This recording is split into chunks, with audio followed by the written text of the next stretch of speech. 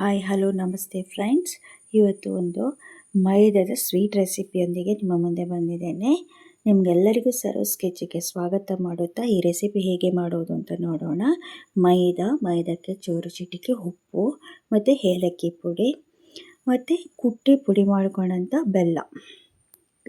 ಬೆಲ್ಲವನ್ನು ಸೇರಿಸಿ ಒಂದು ಸ್ವಲ್ಪ ಮಿಕ್ಸ್ ಮಾಡ್ಕೋಬೇಕು. ಮತ್ತು ಮೊಟ್ಟೆಯನ್ನು ಹಾಕಿ ಒಂದು ಇಡೀ ಮೊಟ್ಟೆ, ನಿಮಗೆ ಎಷ್ಟು ಕ್ವಾಂಟಿಟಿಯಲ್ಲಿ ನೀವು ಮೈದಾ ತೊಗೊಳ್ತೀರೋ ಅದ್ರ ಮೇಲೆ ಡಿಪೆಂಡ್ಸು. ನಾವಿಲ್ಲಿ ಒಂದು ಕಪ್ ಕ್ವಾಂಟಿಟಿಗೆ ಒಂದು ಮೊಟ್ಟೆ ಹಾಕ್ಕೊಂಡಿದ್ದೀವಿ. ಒಂದು ಕಪ್ ಕ್ವಾಂಟಿಟಿಯ ಪೌಡರಿಗೆ ಒಂದು ಮೊಟ್ಟೆ, ನಿಮಗೆ ಸ್ವೀಟಿಗೆ ತಕ್ಕ ಹಾಗೆ ಬೆಲ್ಲ. ಗೊತ್ತಾಗುತ್ತೆ ನಿಮಗೆ ಅಲ್ವಾ, ಅಡುಗೆ ಮಾಡೋರಿಗೆ ಎಷ್ಟು ಕ್ವಾಂಟಿಟಿಗೆ ಎಷ್ಟು ಬೆಲ್ಲ ಬೇಕಾಗುತ್ತೆ ಅಂತ. ಇದನ್ನು ಚೆನ್ನಾಗಿ ಮಿಕ್ಸ್ ಮಾಡ್ಕೋಬೇಕು.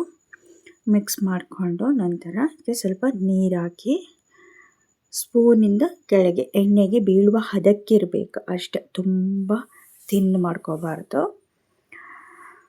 ನೋಡಿ, ಈ ಥರ ಮಿಕ್ಸ್ ಮಾಡಿಕೊಂಡ್ರೆ ಬೆಲ್ಲ ಗಟ್ಟಿ ಇರೋದು ಕೂಡ ಪುಡಿ ಆಗುತ್ತೆ ಅಂತ ಇದರಲ್ಲಿ ಮಿಕ್ಸ್ ಮಾಡುವಂಥದ್ದು.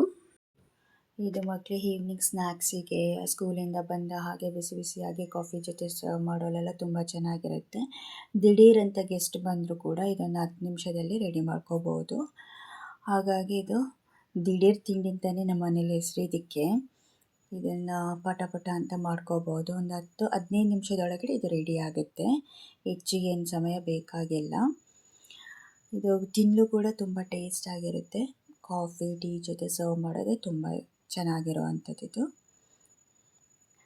ನೋಡಿ, ಈಗ ರೆಡಿ ಆಗ್ತಾ ಬಂತು.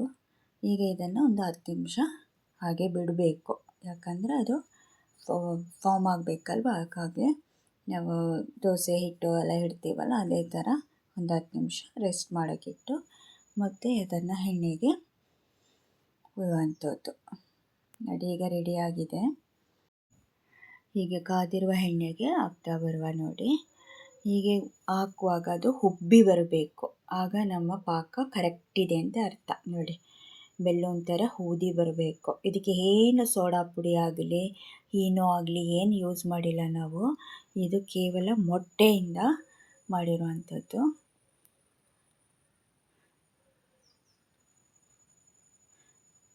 ಇದು ಮಳೆಗಾಲಕ್ಕೆಲ್ಲ ತುಂಬ ಟೇಸ್ಟ್ ಕೊಡುತ್ತೆ. ಜೋರು ಮಳೆ ಬರ್ತಾ ಇರುವ ಹಾಗೆ ಖಾರ ಹೇಗೆ ತಿಂತೀವೋ ನಾವು, ಹಾಗೆ ಒಂದೊಂದು ಟೈಮು ಸ್ವೀಟನ್ನು ಕೂಡ ತಿನ್ಬೋದು ಬಿಸಿ ಬಿಸಿ ಕಾಫಿ ಜೊತೆಗೆ. ತುಂಬ ಚೆನ್ನಾಗಿರುತ್ತೆ. ಟ್ರೈ ಮಾಡಿ ಫ್ರೆಂಡ್ಸ್, ಹೇಗಿತ್ತು ಅಂತ ಕಮೆಂಟ್ ಮಾಡಿ. ನೋಡಿ, ಈಸಿಯಾಗಿ ಸಿಂಪಲ್ಲಾಗಿ ಈಸಿಯಾಗಿರುವ ರೆಸಿಪಿ ಇದು. ಮಕ್ಕಳಿಗೂ ಕೂಡ ಮಾಡ್ಕೋಬೋದು. ಮಕ್ಕಳಿಗೂ ಅಮ್ಮನೂ ಈವ್ನಿಂಗ್ ಸ್ನ್ಯಾಕ್ಸ್ ಆಗಿ ಮಾಡ್ಬೋದು. ಈಸಿಯಾಗಿದೆ, ಟ್ರೈ ಮಾಡಿ. ನೋಡಿ, ಈಗ ರೆಡಿಯಾಗಿದೆ. ನೋಡೋಕ್ಕೆ ಎಷ್ಟು ಚೆನ್ನಾಗಿದೆ ಅಲ್ವಾ, ಒಳ್ಳೆ ಜಾಮೂನ್ ಉಂಡೆ ಥರ ಇದೆ.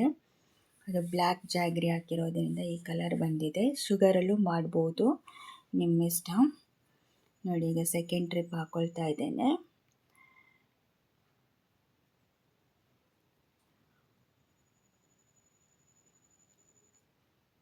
ನೋಡಿ, ಈಗ ಎಷ್ಟು ಚೆನ್ನಾಗಿದೆ ಅಂತ.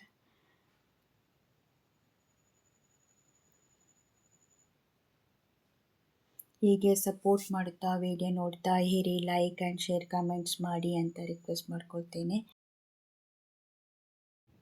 ಇದನ್ನ ಮಾರನೇ ದಿವಸ ಕೂಡ ತಿನ್ಬೋದು, ತುಂಬ ಟೇಸ್ಟಾಗಿರುತ್ತೆ. ಇದು ಒಂದು ಸ್ವಲ್ಪ ಇದು ಮಾಡಿದರೆ, ಫ್ರೈ ಮಾಡಿದರೆ ಸಾಕು, ತಿಂಡಿ ಮಾಡಿದರೆ ಸಾಕು, ಊರೆಲ್ಲ ಪರಿಮಳ ಬರುತ್ತೆ. ಒಂಥರ ಖುಷಿ ಆಗೋದು ಈ ತಿಂಡಿ ಮಾಡಿದ್ದೆ ಅಂದರೆ ಅಷ್ಟು ಖುಷಿ. ನೋಡಿ, ಈಗ ಇದು ಓಪನ್ ಮಾಡ್ತಾ ಇದ್ದೀನಿ, ಎಷ್ಟು ಸ್ಮೂತಾಗಿದೆ ಅಂತ, ನೀಟಾಗಿ ಬೆಂದಿದೆ.